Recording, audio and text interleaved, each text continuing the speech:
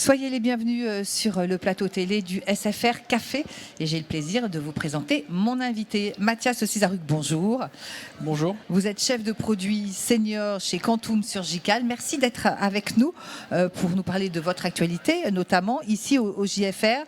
L'activité, on va dire, principale de Quantum, c'est la robotique en oncologie, c'est ça ?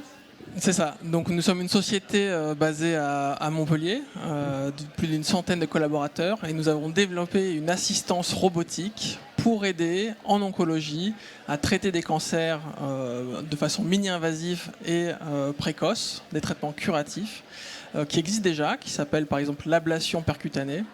Et notre objectif, c'est via la robotique d'offrir une assistance et de rendre ce traitement plus disponible et plus répandu pour les populations atteintes de cancer.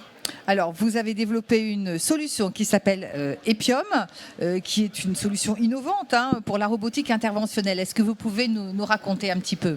Oui, alors aujourd'hui, d'où on part quand on fait de l'ablation percutanée, on guide une aiguille à la main, on l'avance en regardant des images, scanner, ultrasons, centimètre par centimètre, pour aller atteindre une lésion. Et l'objectif, c'est d'aller la traiter localement en délivrant une énergie qui peut être thermique, donc du chaud, du froid, et de la détruire vraiment localement. Une des difficultés de faire ça de façon manuelle, c'est que ces lésions peuvent être difficiles à voir, soit peu visibles, soit visibles de façon intermittente quand on injecte du produit de contraste. Donc il y a une première difficulté à aller les atteindre à la main. Et ensuite, elles peuvent être localisées dans des endroits proches d'organes sensibles qu'on va vouloir protéger. Et enfin, certaines lésions nécessitent plusieurs aiguilles pour bénéficier d'un traitement efficace. Et cette complexité aujourd'hui fait que ce traitement nécessite une grande expertise de la part du radiologue interventionnel. Et notre solution Epion est là pour simplifier la procédure du début à la fin. Donc ça se fait en 3 étapes. D'abord sur la partie de la planification, où on va fournir de l'intelligence logicielle pour permettre de définir un chemin pour atteindre cette cible, tout en surveillant, en prévisualisant la future zone d'ablation et s'assurer qu'on ne va pas endommager des tissus autour. La deuxième étape, ça va être d'utiliser le bras robot pour aller se positionner exactement à l'endroit d'insertion de l'aiguille. On va être capable de gérer l'incidence et la profondeur, et le radiologue n'aura plus qu'à insérer l'aiguille à ce stade. Et enfin, la dernière étape où notre solution Epion va apporter de la valeur ajoutée, c'est pour confirmer que le traitement a été bien effectif. En général, on veut couvrir la lésion et on veut même essayer de couvrir de la marge autour de cette lésion. On cherche à brûler 5 mm autour de la lésion. Et donc, nous avons des outils logiciels qui permettent au radiologue de voir à la fin de la procédure s'il a atteint ou pas les objectifs et sinon, peut-être de retourner mettre une aiguille pour traiter ce cancer. Alors, si j'ai bien compris, vous avez pour objectif, on va dire, de normaliser, le mot est juste, vous me direz si je me trompe, normaliser le traitement mini-invasif du cancer. Si je peux résumer, c'est ça ?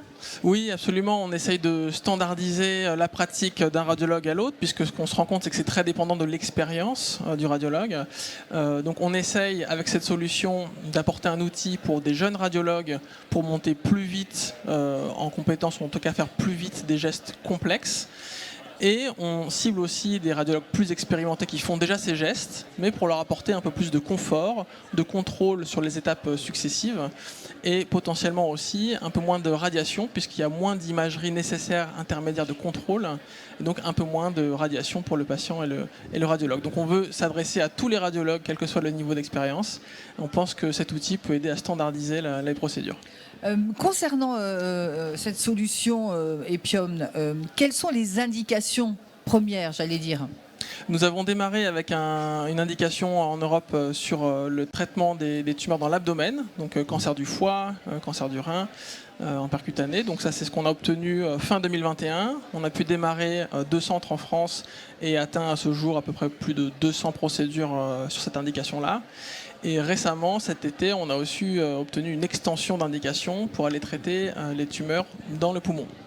Concernant le cancer du foie, Mathias Cizaruc, je voudrais qu'on reprenne ces chiffres. On sait que le cancer du foie est un des cancers les plus meurtriers. 3,2 millions de nouveaux patients diagnostiqués chaque année en cancer du foie primaire ou secondaire. Vous me confirmez ces chiffres? Oui, c'est ça. Primaire, on est en dessous du million et à ça viennent s'ajouter les métastases hépatiques. Donc on tombe sur ce chiffre qui est quand même énorme au niveau mondial. Et on sait que l'incidence continue. Malheureusement, c'est une tendance qui continue de grossir. Donc il est nécessaire de trouver des traitements les plus précoces possibles pour pouvoir guérir, des traitements curatifs.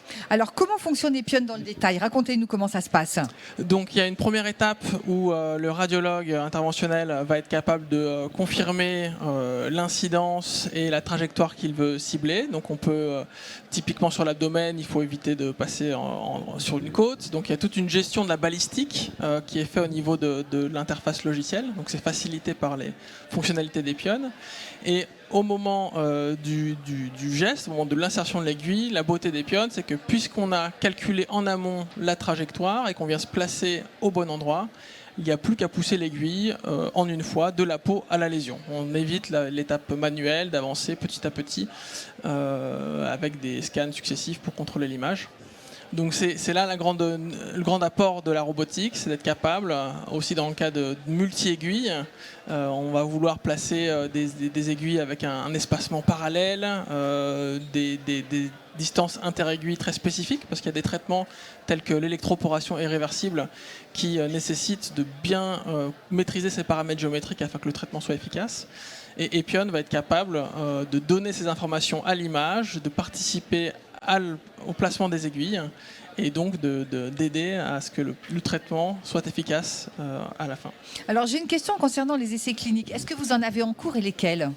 Alors on vient de terminer le recrutement de l'essai sur le traitement des cancers du poumon en ablation percutanée avec notre partenaire Gustave Roussy.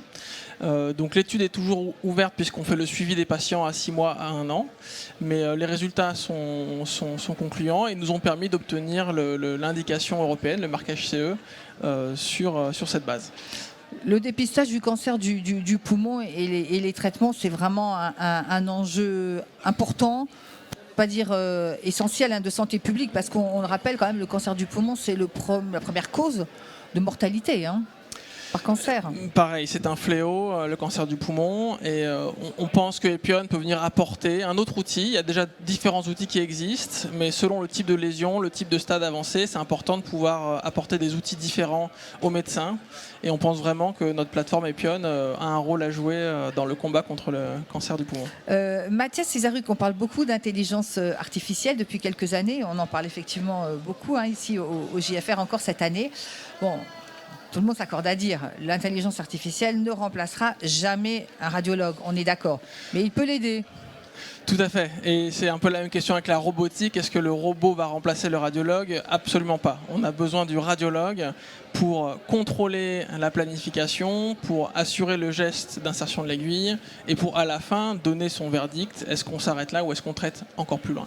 Ce que Epion vient faire, c'est apporter de l'assistance et, comme je le disais, permettre à des plus jeunes radiologues de monter très vite en compétences et à des radiologues plus expérimentés d'avoir un peu plus de confort dans la procédure. Allez, un dernier mot, vous recevez un prix d'innovation cette année. Oui, tout à fait. On a reçu le prix de l'innovation en radiologie interventionnelle. Donc c'est très gratifiant d'être aux côtés d'autres lauréats comme Siemens et Philips. Ça vient récompenser notre module spécifiquement du multi-aiguille. Je mentionnais les traitements d'IRE qui peuvent être très fastidieux à la main et si les aiguilles sont mal placées, ça peut limiter la portée du traitement. Donc notre robot a toute sa place pour permettre une planification rapide. On a une suite de logiciels qui permet facilement de choisir 3, 4, 5 aiguilles et la géométrie dans laquelle on veut les placer. Et ensuite la partie de l'exécution du mouvement et d'envoyer le robot de façon répétée aux différentes positions. Ça permet un gain de temps et d'efficacité pour la procédure. Merci Mathias Cizaruc d'être venu sur notre plateau, d'avoir répondu à nos questions. Merci beaucoup. Merci. Quant à moi, je vous remercie de nous avoir suivis depuis le congrès des journées francophones de radiologie organisé par la Société française de radiologie.